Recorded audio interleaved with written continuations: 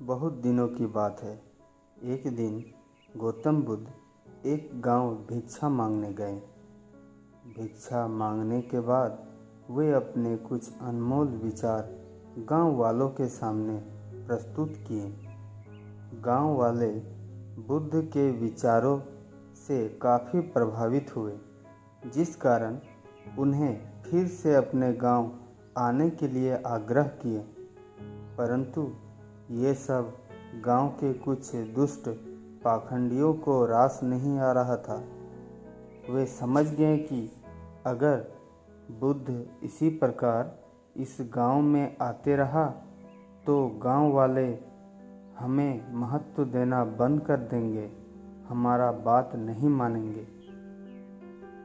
अब इन दुष्ट आदमियों ने सोचा कि कुछ भी करके इस बुद्ध को दोबारा इस गांव में नहीं आने देना है।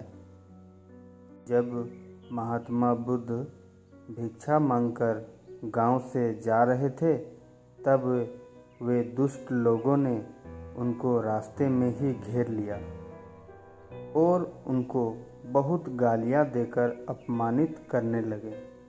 परंतु बुद्ध सुनते रहे। उन लोगों ने बुद्ध को बेतहाशा गालियां दी। अंततः जब वे थक गए तो बुद्ध बोले, आपकी बात पूरी हो गई हो तो मैं जा सकता हूँ। बुद्ध की ये बात सुनकर वे लोग बड़े हैरान हुए। उन्होंने कहा, हमने तुम्हें इतनी गालियाँ दी, अपमानित किया, परंतु तुम्हें क्रोध नहीं आया। इस बात पर बुद्ध मुस्कुराए और बोले, तुम बेशक मुझे गालियाँ दो, लेकिन मैं अब कुछ भी लेने में असमर्थ हूँ। तभी एक आदमी बोला, तुम क्या बोल रहे हो? इसका मतलब समझाओ। बुद्ध फिर मुस्कुराए और बोले कि आप सब ने मुझे गालियाँ दी। सिर्फ देने से नहीं होता, लेने वाला भी तो होना चाहिए।